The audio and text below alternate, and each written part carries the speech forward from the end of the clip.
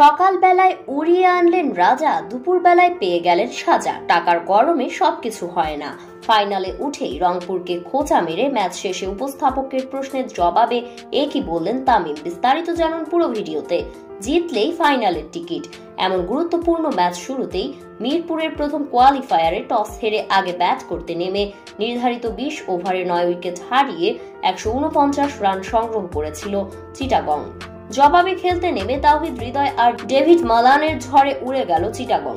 56 বলে 82 রানের এক বিধ্বংসী ইনিংস খেলেন হৃদয়, আর ডেভিড মালানের 34 রানের ক্যামিও ইনিংসে 17 ওভার 2 বলে 1 উইকেট হারিয়ে জয়ের বন্দরে পৌঁছে যায় বরিশাল।